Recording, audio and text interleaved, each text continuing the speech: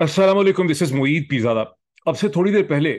पाकिस्तान के former prime minister जनाब इमरान खान साहब ने कौम से एक खिताब किया, एड्रेस टू द नेशन। और उसको बहुत गौर से मैंने सुना, उसको रिवाइंड करके मैंने देखा, और उसके सारे पॉइंट्स जो हैं यहाँ पे आप देख सकते हैं कि मैंने बहुत तफसील से लिखे हुए हैं। लेकिन इमरान खान साहब के इस एड्रेस का एनालिसिस आप कर ही नहीं सकते जब तक आप गुज़िश्ता 36 या 48 घंटों में, बल्कि 24 से 36 घंटे कहें, गुज़िश्ता 2 ढाई दिन की, 1.5 दिन की जो डेवलपमेंट्स हुई हैं पाकिस्तान के एक इंपॉर्टेंट रीजन में जिसका प्रोविंशियल स्टेटस है, गिलगित बल्तिस्तान, जैसे उर्फ आम में जीबी कहा जाता है, जब तक वहां की डेवलपमेंट्स को आप कंटेक्चुलाइज नहीं करते, उन डेवलपमेंट्स को समझते नहीं है, डेवलपमेंट्स हुई किस किस्म की हैं, उनकी डिस्क्रिप्शन और डिटेल क्या है, और उसकी स्ट्रेटेजिक इंपॉर्टेंस क्या है, और उसका स्ट्रेटेजिक नुकसान क्या है पाकिस्तान के लिए, जब तक उस बैकग्राउंड को आप नहीं समझते, आप इमरान खान साहब की जो ये एड्रेस टू द नेशन है, इसके अंदर जिस दुख, गम, एक सेंस ऑफ डिसअपॉइंटमेंट आपको उसके अंदर नजर आती है, एक मायूसी का एलिमेंट नजर आता है, एक एक परेशानी नजर आती है, जो उनकी सारी बातें हैं उसको आप बिल्कुल अप्रिशिएट नहीं कर सकते जब तक आप जीबी के अंदर होने वाला पॉलिटिकल ड्रामा और पॉलिटिकल इंजीनियरिंग और उसकी जो नेगेटिव आउटफॉल है मुमकिन उसे आप नहीं समझते। जैसे कि आप जानते हैं कि 24 घंटे पहले, एक दिन पहले, अदालत को इस्तेमाल करके एक बड़े ही भोंडे अंदाज से जीबी के इलेक्टेड चीफ मिनिस्टर जनाब खालिद खुर्शीद साहब को वहां से हटा दिया गया। जो एक्सक्यूज दिया गया उसमें हकीकत हो सकती है, लेकिन मैं उसकी डिटेल्स में नहीं जाना चाहता। मैं उन सारे पॉलिटिकल सर्कमस्टांसेस में देख रहा हूं जहां एक कह के कि उन्होंने यूनिवर्सिटी ऑफ लंदन की जो डिग्री दी थी अपने लॉ का लाइसेंस लेते हुए, वो सही नहीं निकली, वो फेक थी, वो जाली थी। इसलिए उन्हें वहां की अदालत ने, जो वहां की चीफ कोर्ट है, 3 मेंबर बेंच ने उन्हें डिस्क्वालीफाई कर दिया। चले, हम उस सारी लॉजिक और उस मंतक को मान लेते हैं। एक दिन पहले भी जो मैंने वी लॉग किया था उसे बहुत ज्यादा लोगों ने नहीं देखा, बिकॉज मैंने वो किया ही पाकिस्तान के हिसाब से दिन में सुबह के 5 बजे जाके मैंने उसको कहीं रिलीज किया था। उसको दोबारा देख लीजिएगा, लेकिन मैं थोड़ा सा उसको सम अप कर दूं कि मैंने उसमें ये एक्सप्लेन किया था कि माना आपने, कि हम मान लेते हैं कि उनकी डिग्री जो है वो सही नहीं थी, जाली थी, उन्होंने आज से बहुत साल पहले एक डिग्री गलत जगह पे दी थी, लेकिन उनको हटाने का जो तनाजर और जो बैकग्राउंड और जो जरूरियात है उसका हरगिज हरगिज इस चीज से ताल्लुक नहीं है कि ये मामला डिग्री का है। क्योंकि अगर ये मामला महज डिग्री का है, मामला सिर्फ खालिद खुर्शीद साहब की जात से है, उनकी लीडरशिप से ताल्लुक है, तो मामला बड़ा सादा है कि ये वो असेंबली है जहां 2020 के अंदर जब इलेक्शन हुए तो खालिद खुर्शीद जो है वो उन्होंने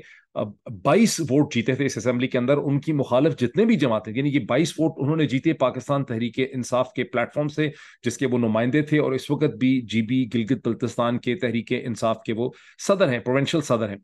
तो लेकिन दूसरी तरफ जो मुखालिफ जमातें थी, जिसमें पाकिस्तान पीपल्स पार्टी, जिसे मजबूत जमात समझा जाता था, पीएमएलएन, उसके अलावा यहाँ पे मौलाना फजल रहमान की जमात और एक आध और इंडिपेंडेंट वाला, उन सब के टोटल इस असेंबली के अंदर 9 वोट थे। तो मामला बड़ा सादा है कि मामला अगर खालिद खुर्शीद की जात से है, खालिद खुर्शीद की इनकॉम्पिटेंस से है, खालिद खुर्शीद की डिग्री करप्शन से है, तो यही पार्टी एक अपने लिए नया चीफ मिनिस्टर जो है उसको सिलेक्ट कर लेगी। और वही हुआ, जैसे ही खालिद खुर्शीद को हटाया गया, इमरान खान और तहरीक इंसाफ ने ये ऐलान किया था कि हम इसे फाइट करेंगे, हमारी बड़ी वाज़ेह अक्सरियत है, हम अपना नया चीफ मिनिस्टर लाएंगे, रिप्लेसमेंट ले आएंगे। और आज के दिन वहां 3 बजे तक इलेक्शन होने थे, और उनके मुखालिफ में सिर्फ 9 लोग जो हैं वो प्रेजेंट थे, यानी पीएमएल, पीपीपी और मौलाना के मिला के टोटल 9 लोग थे। और राजा आजम, आई अंडरस्टैंड, आजम राजा, राजा आजम जो है खान, उन्हें नॉमिनेट कर दिया गया, नामजद कर दिया गया पाकिस्तान तहरीक इंसाफ की तरफ से। मामला बड़ा सिंपल था। अब हुआ ये कि जिन ताकतों ने, जिन फरिश्तों ने, जिन परियों ने ये सारा मामला किया था, जाहिर है उनको अंदाजा था कि नंबर गेम उनके फेवर में नहीं है। और पहला काम उन्होंने आज सुबह ये किया कि शमीम अहमद खान गालिबन नाम है, जो चीफ जस्टिस हैं गिलगित बल्तिस्तान की सुप्रीम अपेलेट कोर्ट के, उनके सामने एक पिटिशन की, एक एप्लीकेशन लाई गई, और उन्होंने कहा कि जनाब वेरियस प्रोसीजरल DABCD XYZ जो हैं उसको मद्देनजर रखते हुए यहाँ ये भी हो गया, ये भी हो गया, फलां लॉ नहीं पूरा हुआ, फलां सेक्शन पूरा नहीं हुआ, जैसा कि पाकिस्तान में किया जाता है, बिकॉज ये सारा जुडिशल सिलसिला जो है ये इतना अल्लाह माफ करे, इसके लिए उर्दू जुबान इतनी कमजोर है कि इसके अंदर कोई अल्फाज ही नहीं है इस पूरे गंद को और इस पूरी करप्शन को एक्सप्लेन करने के लिए। बहरहाल, उन्होंने कहा यहाँ पे अब इलेक्शन नहीं हो सकते, जिस तरह आप पुरानी फिल्मों में देखते हैं, जो घटिया फिल्में होती हैं जिसमें कोई बंदा अचानक कैन वक्त पे आ जाता है, वो वहाँ आके शोर मचाता है कि शादी नहीं हो सकती है, निकाह नहीं हो सकता। तो एन उस वक्त पे जबकि असेंबली के इलेक्शन होने वाले थे, और आजम जो है, राजा आजम ان کو الیکٹ ہو جانا تھا. اگر یہ ایک نارمل ڈیموکریسی ہوتی, اگر یہ کوئی بھی, اگر یہ نارمل ڈیموکریسی کیا ہوتی, اگر یہ وہ پاکستان بھی ہوتا جو یہاں پر آج سے صرف 1-1.5 سال پہلے ایگزسٹ کیا کرتا تھا, تو اس وقت 3 بجے پی ٹی آئی اپنا نیا چیف منسٹر سلیکٹ کر لیتی. لیکن شمیم احمد خان صاحب جو ہیں, اور شمیم احمد خان صاحب کون ہیں؟ شمیم احمد خان صاحب فارمر چیف جسٹس ہیں لاہور ہائی کورٹ کے, جن کو بہت سوچ سمجھ کے جناب عزت مآب آنریبل شہباز شریف صاحب نے نومبر 2022 میں انہوں نے یہاں پر ان کو چیف جج لگایا. اور جب لگایا تو اس وقت بھی یہ ذہن میں رکھیں کہ جب شہباز شریف صاحب ججز کی اپوائنٹمنٹ کر رہے تھے, تو گلگت بلتستان کے چیف منسٹر جناب خالد خورشید صاحب نے اس پہ سپریم کورٹ میں پٹیشنز ڈالی, اعلان کیا, پٹیشنز ڈالی. انہوں نے کہا کہ یہ جو اپوائنٹمنٹ ہو رہی ہے ججز کی, اس میں چیف منسٹر جو ہے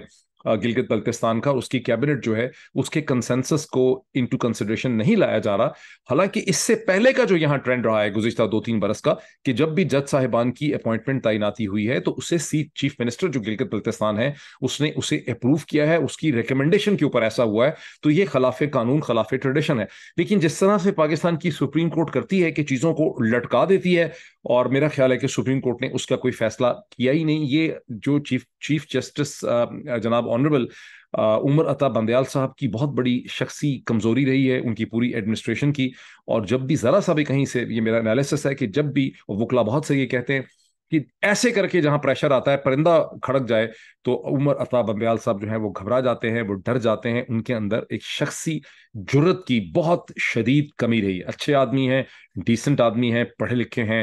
کولمبیا یونیورسٹی کے گریجویٹ ہیں, بڑے اچھے خاندان سے ہیں, بڑے ٹاپ سول سرونٹ تھے ان کے والد صاحب, لیکن ہمت ان میں بالکل بھی نہیں تھی. اور ان کی جو کم ہمتی ہے اور ان کی لیک آف انڈرسٹینڈنگ ہے, اس نے سپریم کورٹ آف پاکستان کو, نظام عدل کو اور جمہوریت کو ناقابل تلافی نقصان پہنچایا ہے. ان کے ہاتھوں میں جمہوریت کا قتل ہوا, ان کے ہاتھوں ایک الیکٹڈ گورنمنٹ ختم ہوئی. انہوں نے وہ گڑھا کھودا, اپنے ہاتھوں سے وہ گڑھا کھودا انہوں نے, آنریبل چیف جسٹس جناب عمر عطا بندیال نے, جس گڑھے کے اندر الٹیمیٹلی سپریم کورٹ کو پاکستان کی اسٹیبلشمنٹ نے دفن کر دیا. مور اور لیس میں پولیٹیکل انالیسس دے رہا ہوں, اس کو اس طرح سے امیجن کریں. ابھی اسی چیز کو دیکھ لیں کہ اعتزاز احسن صاحب کی اور لطیف کھوسہ صاحب نے جو پٹیشن ڈالی ہے ملٹری کورٹس کے حوالے سے, اس کو چیف جسٹس جو ہیں 2-4 ہیئرنگ کر کے ذرا سا انہوں نے زور لگایا. جب ان کو لگا کہ پریشر آیا, دوسری طرف سے دباؤ پڑ رہا ہے, تو اس کو انہوں نے ایڈجورن کر دیا, بغیر تاریخ نہیں دیا. میں کتنا بڑا یہ مذاق ہے کہ اتنے امپورٹنٹ ایشو کے اوپر جس کا تعلق انسانی حقوق, ہیومن رائٹ, فنڈامنٹل جو ویلیوز کانسٹیٹیوشن میں گارنٹیڈ ہیں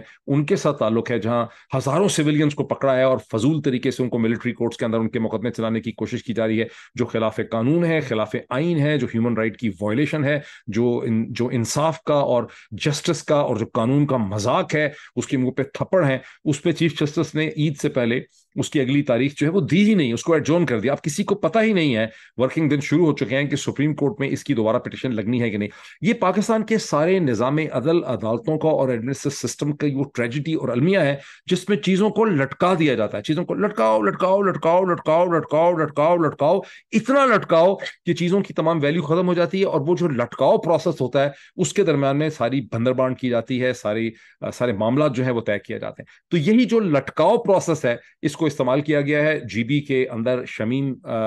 خان صاحب جو ہیں,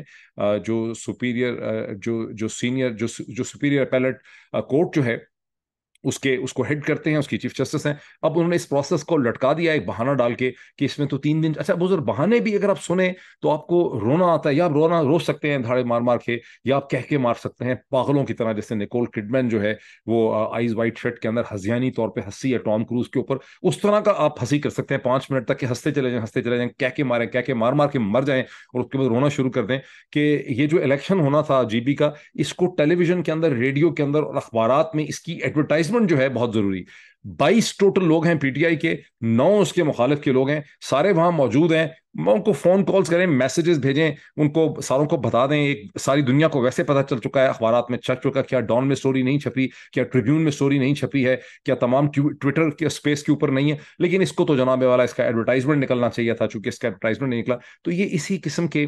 پھسٹی قسم کے جو ایکسکیوزز ہیں یہ پاکستان کی عدالتوں سے دیے جاتے ہیں پاکستان کو تباہ کرنے میں. جب مجھے خطرہ یہ لگتا ہے, خدا نہ خواستہ میرے منہ میں خاک, لیکن جب ریاست پاکستان کی اوبیچوری لکھی جائے گی, اور مجھے بہت خطرہ لگ رہا ہے کہ اس میں بہت وقت نہیں لگا, تو جو ہسٹورین اور پولیٹیکل اینالسٹ ہیں اس میں جہاں پاکستان کی اسٹیبلشمنٹ کا بڑا کلیدی کردار ہوگا پاکستان کی ریاست کو تباہ کرنے میں، اس میں اتنا ہی زیادہ بدرجہ اتم رول جو ہے وہ پاکستان کی عدلیہ کا اور جج صاحبان کا ہوگا، بیکاز یہ پروسیس اب ناقابل کنٹرول طریقے سے آگے چل رہا ہے۔ اور کیوں جی بی کے اوپر یہ سخت الفاظ میں استعمال کر رہا ہوں؟ لک ایٹ جی بیز پولیٹیکل اسٹریٹجک سگنیفیکینس۔ سب سے پہلے اس کی تاریخ کو تھوڑا سا ذہن میں لائیں کہ یہ وہ ریجن ہے جس کو کوئی پاکستان نے فتح نہیں کیا، نہ یہ مسلم لیگ کے، وہ جو مسلم لیگ کا ویسے تھا بھی پولیٹیکل پروسیس بڑا کمزور ہے، سوری ٹو سے، اگر آپ میں سے کسی کو دکھ ہوتا، صدمہ پہنچتا ہے، تو میں آپ سے صرف ہمدردی کر سکتا ہوں اور کچھ نہیں کر سکتا۔ مسلم لیگ کا پولیٹیکل پروسیس برٹش انڈیا کے اندر بہت ہی کمزور تھا۔ آخری 2 3 4 سال میں انہوں نے اسلام کا ایک نعرہ لگایا، ان کی کسی بھی ریجن کے اندر جو آج ویسٹ پاکستان کانسٹیٹیوٹ ہوتا ہے اس میں کوئی ان کی deep rooted political roots in کے نہیں تھے، نہ انہوں نے کوئی پولیٹیکل کام کیا ہوا تھا، نہ کوئی پولیٹیکل اویئرنیس تھی، نہ ان کی کوئی ڈیٹیل ممبرشپ تھی، یہاں پہ کچھ بھی ان کا نہیں تھا۔ وہ تو آخری دنوں میں آپ کہہ لیں کہ 1945 سے لے کے 1947 کے درمیان کے جو 1.5 2 2.5 3 برس ہیں، اس کے درمیان میں سیکنڈ ورلڈ وار کے بعد ان کو اپرچونٹی ملی، اور ابھی آپ کو پورے پاکستان میں پنجاب سے لے کے بلوچستان تک قاضی فائز عیسیٰ صاحب سمیت بہت بے تحاشا لوگ ملتے ہیں جنہوں نے اپنے ماتھے کے اوپر لگایا ہوا ہے کہ میرے نانا، میرے دادا، میرے چاچا، میرے ماما جو تھے وہ مسلم لیگ کے بہت بڑے فائٹر تھے، بہت بڑے ورکر تھے، انہوں نے بڑی کنٹریبیوشن کی۔ انہوں نے کنٹریبیوشن کی ہوگی، مسلم لیگ کی سم ٹوٹل کنٹریبیوشن ہی کچھ نہیں ہے ان دی ایریاز دیٹ کانسٹیٹیوٹڈ پاکستان، تو اس میں فلاں صاحب کے دادا، نانا، ماما، چاچا نے کیا کنٹریبیوشن کی ہوگی، you can very well imagine. یہ اسی طرح سے ہے جس طرح یہ ارطغرل کی سیریز جو ہے، یہ ٹرکش حکومت نے، اک پارٹی نے اپنی ہسٹری کو بیکورڈ پروجیکشن دینے کے لیے بنائی۔ حقیقت یہ ہے کہ اگر آپ ٹرکش ہسٹری کی کتابیں دیکھیں تو اس میں ارطغرل کے کیریکٹر کی ایک لائن سے زیادہ کی کوئی ڈیٹیل نہیں تھی، باقی ساری ہسٹری انہوں نے پچھلے 10 15 20 سال میں بیٹھ کے ریسرکٹ کی ہے۔ تو اسی طرح سے یہ ساری مسلم لیگ کی ہسٹری بھی ریسرکٹڈ ہے، لیکن وہ جیسی کیسی 2 نمبر ریسرکٹڈ ہسٹری تھی، اس کا گلگت بلتستان سے ٹکے کا کوئی تعلق نہیں ہے، ان کی یہاں پہ کوئی پریزنس نہیں تھی۔ یہاں پر مہاراجا رنجیت سنگھ کی حکومت تھی، کچھ برٹش امپائر کے ساتھ ڈیوائیڈڈ سپلٹ تھا، اور جب مہاراجا کے خلاف ریبیلین ہو گئی اور tribal state of Jammu and Kashmir کے اندر داخل ہو گئے، تو گلگت بلتستان کے لوگ پرو پاکستان تھے، وہ مہاراجا اور ہندو ریپبلک کے ساتھ نہیں جانا چاہتے تھے، وہ پریشان تھے۔ اور یہاں کے جو گیریزن کے انگلش کمانڈر تھے، میجر براؤن، چھوٹا سا ہی گیریزن ہوگا، چند سو لوگوں کا میکسیمم، ان کے سارے گلگت اسکاؤٹ کو وہ ہیڈ کرتے تھے، پراپر آرمی یہاں پہ نہیں تھی۔ تو میری انڈرسٹینڈنگ ہے کہ گلگت اسکاؤٹ کی ہیڈ کی حیثیت سے 1 نومبر 1947 کو میجر براؤن نے in view in accordance of the wishes of the people ایک میوٹنی اور انڈیپینڈنس یہاں ڈکلیئر کی، اور اسٹیٹ آف پاکستان کو کہا کہ یہاں آ کے آپ ایڈمنسٹریٹو کنٹرول سنبھال لیں۔ یہاں پر ایک پروویژنل گورنمنٹ بنی، وہ پروویژنل گورنمنٹ ڈیزالو ہو گئی۔ جب 16 17 دن کے بعد ٹریول کرتے ہوئے پاکستان کا ایک پولیٹیکل ایجنٹ جو ہے یہاں پہ پہنچا، اور اس نے ان بھاگ کے سرکار فور کراچی گورنمنٹ یہاں کا اقتدار جو ہے وہ سنبھال لیا۔ یہ تو ہوگی اس کی ہسٹری بھی اس کی امپورٹنٹ ہے، بیکاز یہاں کے لوگوں کو کسی نے آزاد نہیں کیا، نہ یہ اس پولیٹیکل پروسیس کا حصہ تھے جو 2 نمبر پولیٹیکل پروسیس مسلم لیگ سے اسکرائب کیا جاتا ہے۔ اب آگے آ جائیں، اس کی اسٹریٹجک امپورٹنس ہے۔ یہ وہ جغرافیکل بیلٹ ہے جو پاکستان کی دھرتی کو چائنا کے ویسٹ سے کنیکٹ کرتی ہے، اور سینٹرل اور جو سی پیک ہے، چائنا پاکستان اکنامک کوریڈور، وہ گلگت بلتستان کے اندر سے گزر کے پی اور پھر باقی پاکستان سے گزرتا ہے، اور یہیں سے اس کا سکوپ ہے to go toward central Asia. یہی وجہ ہے کہ جب سی پیک بنا اور سی پیک کا پروجیکٹ اور کانسیپٹ سامنے آیا، تو ہندوستان کی حکومت اور انڈیا کی اسٹیبلشمنٹ نے جی بی پہ زیادہ واویلا مچانا انہوں نے شروع کر دیا۔ اس سے پہلے انہوں نے جی بی کے بارے میں بہت کم بولا یا سوچا ہوگا انہوں نے ایکیڈیمک کتابوں میں، لیکن پولیٹیکل سٹینڈ پوائنٹ انہوں نے کوئی بہت زیادہ نہیں لیا۔ ابھی تو وہ ہر گھنٹے کے بعد اٹھ کے دنیا کو ریمائنڈ کرواتے ہیں، چین کو ریمائنڈ کرواتے ہیں، اور ابھی گزشتہ 24 گھنٹے کے اندر جو شنگھائی کوآپریشن آرگنائزیشن کا ورچوئل سمٹ ہوا ہے، جس کو دلی میں ہندوستان کے پرائم منسٹر جناب نریندر مودی نے پریزائڈ کیا ہے، جس میں پاکستان کی دی سو کالڈ پرائم منسٹر، نام نہاد وزیر اعظم جو ہیں پاکستان کے شہباز شریف صاحب، انلیگل وزیر اعظم جو ہیں، وہ انہوں نے اس میں پارٹیسپیٹ کیا، شہباز شریف نے۔ تو وہاں پر بھی نریندر مودی نے چین کو یاد کروایا کہ یہ جو کنیکٹیوٹی ریجنل پروجیکٹس ہیں، یہ تو ٹھیک ہے، بڑے اچھے لگتے ہیں، بھلے لگتے ہیں کانوں کو، لیکن جب آپ ڈسپیوٹڈ ٹیریٹریز کے اندر سے ان کو گزارتے ہیں تو اس میں مسئلہ ہوتا ہے۔ اور یہی وجہ ہے کہ جی بی کے اندر ڈیم بنانے کے لیے world bank, Asian development bank, F C O, بہت سی آرگنائزیشن جو ہے، آئی ایف سی جو ورلڈ بینک کی عام ہے، یہ لوگ پیسہ سرمایہ نہیں دیتے تھے، اور پھر بعد میں چین نے، مجھے چینی کمپنیز کے ہیڈز نے اور سی اوز نے، چونکہ میں نے کام کیا تھا اس میں، لکھت پڑھت کا بہت زیادہ، مطلب لکھتا تھا میگزین میں، تو انہوں نے مجھے بہت سمجھایا کہ چائنیز کے پاس اپنے سرمایہ کی لیکوڈیٹی کی کوئی کمی نہیں تھی، لیکن in order to bring the international organization like the IFC international finance corporation, Chinese نے ان کو مجبور کرنے کے لیے ان کو وہ لے کر آئے، یعنی اپنا پیسہ بھی ڈالا، ان کو بھی ڈالا، لیکن شروع سے یہ مسئلہ ڈسپیوٹڈ رہا۔ اب پاکستان کی اسٹیبلشمنٹ نے یہ جو پولیٹیکل انجینئرنگ کی ہے اور جو کر رہے ہیں، جو انتہائی انپاپولر ہے وہاں پر، جو میجر الیکٹڈ پولیٹیکل پارٹی کو اپنے یوزل جو پرانا گھٹیا ان کا پلے بک ہے اس کو استعمال کرتے ہوئے انہوں نے جس طرح سے بے دردی کے ساتھ، جس سنگ دلی کے ساتھ، جس ظلم کے ساتھ، جس منافقت کے ساتھ انہوں نے اس گورنمنٹ کو وہاں سے ہٹایا ہے، اس کا لانگ ٹرم امپیکٹ ہوگا، اس وقت نہیں ہوگا۔ اس وقت آپ، کیونکہ آپ کی تو جو یہ افسر لوگ ہوتے ہیں، افسروں کی تھنکنگ ہی ہوتی ہے جمعہ 8 دن کی، 8 دن سے آگے تو میرا نہیں خیال کہ کسی افسر کی کبھی بھی تھنکنگ رہی ہے، کیونکہ یہ جو اتنا کیوس پہنچا ہوا ہے یہ ہے ہی اس لیے کہ 8-10 دن کی پلاننگ ہوتی ہے، جب وہ پلان کام نہیں کرتا تو پھر ایک نئی پلاننگ شروع کر دیتے ہیں، ورنہ یہ جو اپریل 2022 میں اگر ان کو کلیئرلی آئیڈیا ہوتا کہ کیا کرنا چاہ رہے ہیں تو ایک کلیئر پلان ہوتا۔ کلیئر پلان ہی ان کا نہیں تھا، ماس وائس کہ عمران خان کو دوبارہ نہیں آنے دینا، اس کے علاوہ کوئی کلیئر پلان نہیں تھا، کوئی کلیئر روڈ میپ نہیں تھا۔ تو یہ جو کچھ ابھی کیا جا رہا ہے گلگت بلتستان میں، یہ پاکستان کی فیڈریشن کے لیے انتہائی خطرناک ہے، انتہائی ڈی اسٹیبلائزنگ ہے، لیکن انہوں نے وہ غلط اقدام جو ہے وہ اٹھا لیا ہے۔ ذرا غور کیجئے کہ کیا کیا ہے، مطلب اس کو اسمبلی کو بند کر دیا ہے، اس کو تالے لگا دیے ہیں، وہاں ایک DIG صاحب جو ہے صاحب بہادر کو وہاں بھیجا ہے، اسلام آباد کے اسٹیبلشمنٹ ڈویژن سے نوٹیفیکیشن کرا کے IGP کو چینج کر دیا ہے، نیا IGP وہاں پہ بھیج دیا ہے، بیکاز ان کو لگ رہا تھا کہ پچھلا IGP جو ہے اس کی چیف منسٹر سے یا PTI سے ایک کویشن ہوگی، نیا IGP وہاں پہ بھیج دیا گیا، ٹوٹل منمانی، ٹوٹل بدماشی، یہ سب کچھ، اور اس کے بعد اسمبلی کو تالے لگا دیے ہیں، وہاں کا اسمبلی میں کوئی نہیں جا سکتا، اسپیکر جو ہے اس نے وہاں جانے کی کوشش کی ہے، جس کو لیگلی اینڈ کانسٹیٹیوشنلی اسپیکنگ آپ اسمبلی کا کسٹوڈین کہتے ہیں، اس اسپیکر کا داخلہ بھی GB کی اسمبلی کے اندر بند کر دیا ہے، and this after all the propaganda of the past 12 years, جب ہم نے اس کو 2009-10 میں ایک پروونس کا اسٹیٹس دیا in accordance with the respect of the wishes of the people of GB، جو ہمیشہ سے چاہتے تھے کہ ان کے پاس ایک انڈیپینڈنٹ پروونشل اسٹیٹس ہو، تو آج اس انڈیپینڈنٹ پروونشل اسٹیٹس کا یہ حشر کیا گیا ہے اسلام آباد اور پنڈی کی طرف سے، وداؤٹ تھنکنگ کہ اس کی لانگ ٹرم امپلیکیشنز کیا ہوں گی۔ یہ صحیح ہے، اس وقت کی Indian political establishment just like London and Washington PDM کے رجیم کو سپورٹ کر رہی ہے for their own ulterior motive, جس طرح سے آصف علی زرداری اور نواز شریف اسٹیبلشمنٹ کو سپورٹ کر رہے ہیں اور اسٹیبلشمنٹ آصف علی زرداری اور نواز شریف کو سپورٹ کر رہی ہے، جس طرح سے آصف علی زرداری نواز شریف کو سپورٹ کر رہے ہیں، یہ سب ٹیمپرری ایڈ ہاک ریلیشن شپ ہیں۔ اسی طرح اپنے وقتی انٹرسٹ میں انڈین اسٹیبلشمنٹ نے آنکھیں بند کی ہوئی ہیں، اور انڈین اسٹیبلشمنٹ پاکستان کے اندر جو بھی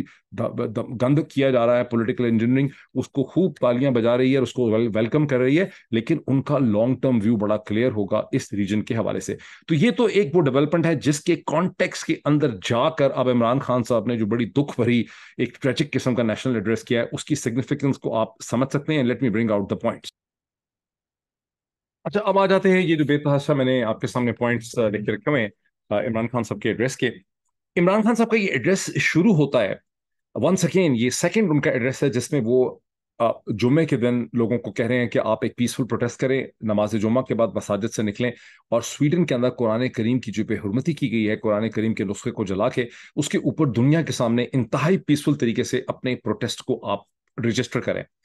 بڑا اچھا ہے۔ ویسے اگر اس کے ساتھ عمران خان صاحب ایک بڑا ویل پریپیئرڈ چھوٹا سا ٹیکسٹ جو ہے وہ ڈیولپ کرتے 300-400 ورڈز کا انگلش کے اندر انٹرنیشنل اوپینین کے لیے، سویڈش گورنمنٹ کے لیے ایک چھوٹا سا خط لکھتے، ان کے پاس ایک ٹیم ہوتی جو ان کے لیے بہت مناسب انٹرنیشنل ریلیشنز کی لینگویج کے اندر ایک خط لکھتے as the former prime minister Pakistan to the Swedish foreign office, to the Swedish foreign minister, to the Swedish prime minister, ان کی گورنمنٹ، ان کی جو اسمبلی ہے، ان کی جوڈیشری کے چیف جسٹس کے لیے اس خط کی کاپی بھیجتے، اور اسی طرح یونائٹڈ نیشن کے سیکرٹری جنرل، یونائٹڈ نیشن کے ہیومن رائٹ کمیٹی اور کونسل جو ہے وہاں پہ خط بھیجتے۔ تو ایز فارمر پرائم منسٹر وہ بھی بہت اچھا ہوتا، ابھی بھی وقت نہیں گیا، یہ جب پروٹیسٹ ہو جائے گا فرائیڈے کو، اور اگر عمران خان صاحب اس وقت تک آزاد رہیں گے، بیکاز یہ ان کو پکڑنے کے لیے تو آپ کو پتہ ہے کیٹ اینڈ ماؤس گیم ہو رہی ہے، تو عمران خان صاحب کو چاہیے کہ اس قسم کا ایک خط، ون سنگل پیجر لیٹر جو ہے جس میں 3 یا 4 پیراگراف ہوں، from the point of view of the former prime minister of Pakistan who was the lead player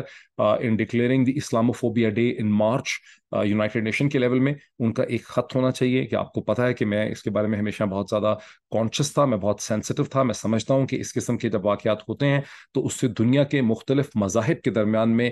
بدامنی ہوتی ہے، ان کے درمیان میں مس انڈرسٹینڈنگ پیدا ہوتی ہے، ان کے انٹر ریشل انٹر ریلیجس جو ریلیشن شپ ہیں وہ خراب ہوتے ہیں. یہ ہمارا مقصد ہے. ہم انڈرسٹینڈ کرتے ہیں کہ آپ کے یہاں بہت زیادہ کمپلیکسٹی ہے، لیکن آپ کو اپنے لاز کو دیکھنے کی ضرورت ہے یورپ کے اندر، اور وہاں جہاں تمام مذاہب جو ہیں، خواہ وہ کرسچن ہوں، جوش ہوں، اسلام ہو، اس کے لیے ایک ڈگری آف آپ کو ٹالرنس اینڈ رسپیکٹ چاہیے. اور اس میں ان کو یہ مینشن کرنا چاہیے کہ ہم نے دیکھا ہے کہ جو جوش سینسٹیوٹی ہے اس کو تو آپ بتدرجے اتم رجسٹر کرتے ہیں، ایکنالج کرتے ہیں. فار انسٹنس جب جنوری کے اندر قرآن کریم کا نسخہ جلایا گیا سویڈن میں، اس کے بعد کسی نے ایک اپلیکیشن دے دی مسلمان نے کہ میں اسرائیلی ایمبیسی کے سامنے جا کے تورا کا بھی کاپی جلاؤں گا، تو وہاں کی پولیس نے کہا کہ نہیں، اس کی اجازت نہیں ہے، بیکاز اس سے بدامنی مچتی ہے. تو یہ جو پاور ہے پولیس نے، یہ قرآن کی سیکنڈ برننگ کے اوپر جا کے انہوں نے استعمال نہیں کی، اور تھرڈ برننگ میں بھی آدمی جو سالابان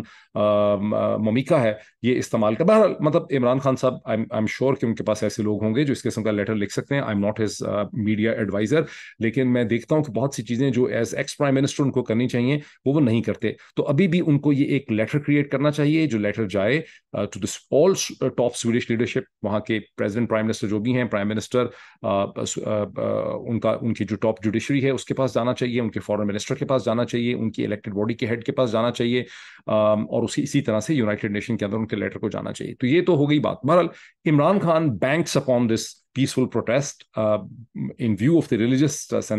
فیلنگ جو ان کی ہے بھی، لیکن وہ اس کو اپنی پولیٹیکل پاپولیرٹی کا ایک پیسفل ایکسپریشن بھی دیکھتے ہیں، جہاں ایک تو یہ ہے کہ لوگ نکلیں گے. اور آئی ہوپ، ویسے انہوں نے ذکر نہیں کیا اپنی اسپیچ کے اندر کہ آپ تحریک انصاف کے جھنڈے لے کر نکلیں، بیکاز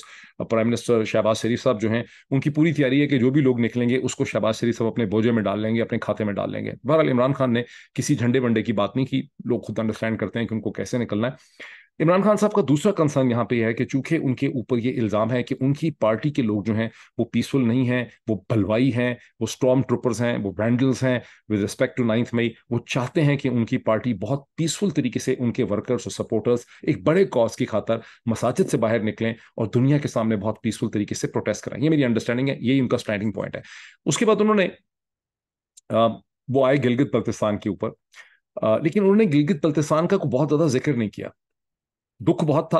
افسوس بہت تھا، ڈس اپوائنٹمنٹ بہت زیادہ تھی، لیکن بہت زیادہ ذکر نہیں کیا. ان کے جو جملے انہوں نے سلیکٹ کیے جی بی کی سچویشن کو ایکسپلین کرنے کے لیے، اس سے کلیئرلی پتہ چلتا تھا کہ عمران خان وہ resigned to the fate of G B. This is very surprising. ایک دن پہلے انہوں نے کہا ہم اپنی حکومت سلیکٹ کریں گے، اور ابھی 12 گھنٹے پہلے جو ڈرامہ ہوا اس سے انہوں نے بالکل ایک طرح سے ریزائن کر لیا، اس کو انہوں نے ایکسیپٹ کر لیا. اور یہ کہہ کے کہ جب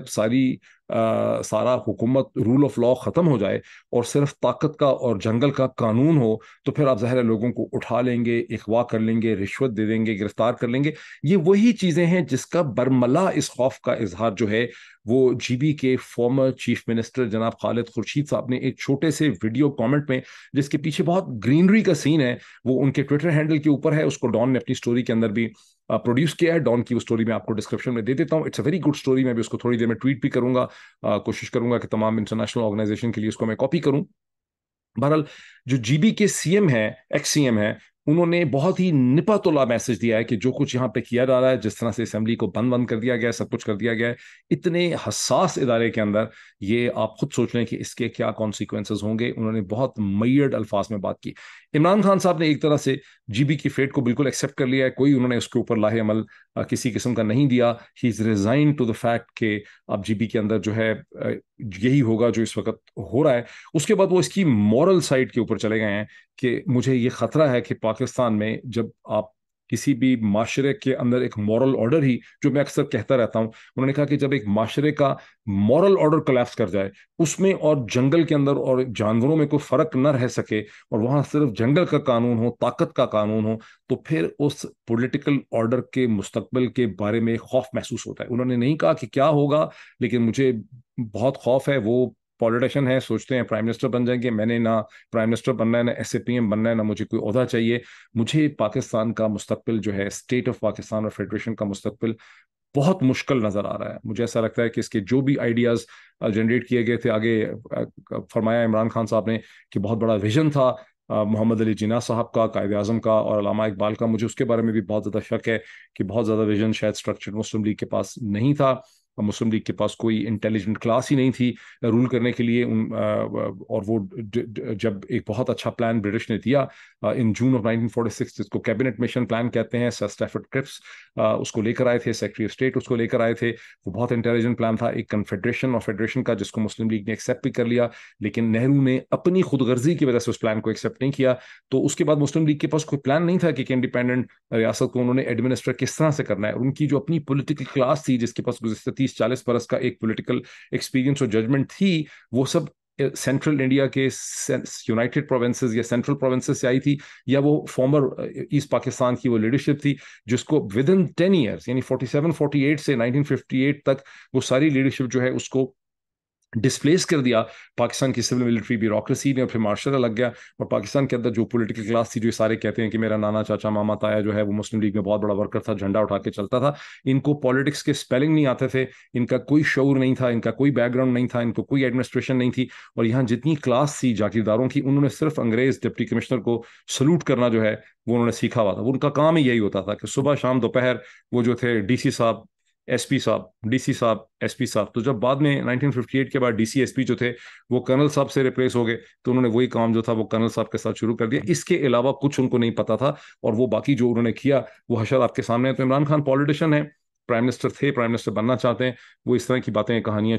سنا سکتے ہیں آپ کو. میرا یہ کام نہیں ہے کہ میں آپ کو یہ جھوٹ سناؤں، میں ایک اینالسٹ ہوں. I have to be honest about it. Muslim League کے پاس ٹکے کا ویژن نہیں تھا آگے رن کرنے کا. اس کے بعد عمران خان صاحب نے بہت سی انٹرسٹنگ باتیں کی کہ کس طرح سے ان کو قتل کرنے اور راستے سے ہٹانے کی بہت سی کوشش کی. اس میں جو انٹرسٹنگ نئی ایڈیشن انہوں نے کی ہے، انہوں نے کہا کہ جب ان کا ہیلی کاپٹر کلیپس کر گیا تھا، اس کو ایک ایمرجنسی لینڈنگ کرنی پڑی تھی کے پی سے، وہ واپس اسلام آباد کی طرف آ رہے تھے، تو اس کے پیٹرول کے اندر کچرا مکس کیا گیا تھا تاکہ ہیلی کاپٹر جو ہے وہ پہاڑی علاقے سے گزرتا ہوا آؤٹ آف کنٹرول ہو جائے، کلیپس کر جائے، مینج نہ ہو سکے. لیکن فارچونیٹلی وہ وہاں پہ لینڈ کر گئے. انہوں نے یہ بھی بتایا کہ کس طرح سے محمود خان نے ایک پوٹینشیل وڈ بی اسیسن کو ایز فارمر سی ایم کے پی گرفتار کیا تھا، جس کا مارنے کا ان کو پلان تھا. پھر 3 نومبر کا انہوں نے ذکر کیا، 9 مئی کے فالس فلیگ آپریشن کا انہوں نے ذکر کیا. تو اس طرح کی ایک انہوں نے ساری کہانی بتائی. لیکن انہوں نے کہا یہ کہ دیکھیں، میں کھڑا ہوں، میں تن تنہا اکیلا کھڑا ہوں، اور مجھے لوگ کہتے ہیں کہ میں ملک چھوڑ کے چلا جاؤں. میرے باہر بہت سے جاننے والے دوست، رشتہ دار، عزیز کہتے ہیں کہ تمہیں مار دیں گے، تمہیں چھوڑ دینا چاہیے. لیکن میں کیوں نہیں چھوڑتا، میں کیوں نہیں اس فیلڈ کو چھوڑا ہوں؟ بیکاز میرا اللہ میں لا الہ الا اللہ محمد رسول اللہ کے اندر میرا یقین ہے. میں سمجھتا ہوں کہ میری زندگی اور میری موت اللہ کے ہاتھ میں ہے. میرے ہاتھ میں میرے لیے جو اللہ نے رزق رکھا ہے، لکھا ہے، وہ مجھے ملے گا. اور میرے کام اور میرے اعمال سے جو ہیں میں نے بدنام ہونا ہے یا مجھے عزت ملنی ہے، اللہ نے دینی ہے، اس کا دار و مدار اور تعلق اور اس کا جو انحصار ہے وہ میرے اپنے اعمال کے اوپر ہے. میرا ضمیر بالکل کلیئر ہے. Very powerful words, very powerful words. آپ کو پتا ہے کہ میں عمران خان کو آئی ٹیک لبرٹیز. جو بھی لوگ ان کو سپورٹ کرتے ہیں اس پوری وی لاگ یا میڈیا مارکیٹ میں، کوئی شاید عمران خان کو اتنا کریٹیسائز نہ کرتا ہو جتنا میں کرتا ہوں. But at the same time I am a great admirer of it. Reason کیا ہے؟ میرا بھی ایک ریزن، میں نے عمران خان سے کچھ نہیں لیا. میں نے عمران خان سے نہ کچھ لیا ہے. وہ ایک راجہ ریاض نے کوئی 19,57,25,030 روپے 35 ڈھونڈے ہوئے ہیں، اس کا وہ بتا دیں کہاں سے لیے ہیں. کسی نے، عمران خان نے کسی کو بھی دیے ہیں، کسی کو بھی نہیں دیے ہوں گے. لیکن میں نے نہ عمران خان سے کچھ لیا ہے، نہ کوئی عہدہ مانگا ہے، نہ کوئی عہدہ ایکسپیکٹ کیا ہے، نہ میری آج کوئی ایکسپیکٹنسی ہے اس قسم کی انہیں سپورٹ کرنے میں. میں سمجھتا ہوں آف آل دی پولیٹیکل لاٹ جو پاکستان کے لوگوں میں ہیں، اور سارے ہی بیچارے بڑے کمزور ہیں، ایک سے ایک فارغ ہے، ان میں سب سے جو بیسٹ اور سب سے بہتر لیڈر ہے، سب سے آنےسٹ لیڈر ہے، سنسیئر لیڈر ہے، جس کا اپنا ایک ویژن ہے. اس ویژن میں بڑے گیپس، ہولز، لمیٹیشنز ہیں، لیکن باقی سارے چور ہیں. یہ جتنے باقی لیڈر ہیں، یہ لیڈر جن کو کہتے ہیں، کو لیڈر کہنے والے نہیں ہیں، صرف چور ہیں. یہ ایک المیہ ہے پاکستانی قوم کا. لیکن پھر میرا خیال ہے عربی کی ایک کہاوت ہے کہ لوگوں کو جو جس طرح کے لوگ ہوتے ہیں اسی قسم کے ان کو حکمران بھی ملتے ہیں. تو یہ اس وقت کی صورتحال ہے. بہرحال پاکستان کی اسٹیبلشمنٹ نے اور شہباز شریف کی پی ڈی ایم حکومت نے گلگت بلتستان کے ساتھ جو ظلم کیا ہے، جو زیادتی کی ہے، جس سنگ دلی سے، جس انہوں نے ہتھوڑا چلایا وہاں پہ، اور جس جھٹکا سٹائل سے انہوں نے وہاں کی الیکٹڈ گورنمنٹ کو ختم کیا ہے، this will have long-term consequences. It's a sad day for the Federation of Pakistan. Thank you.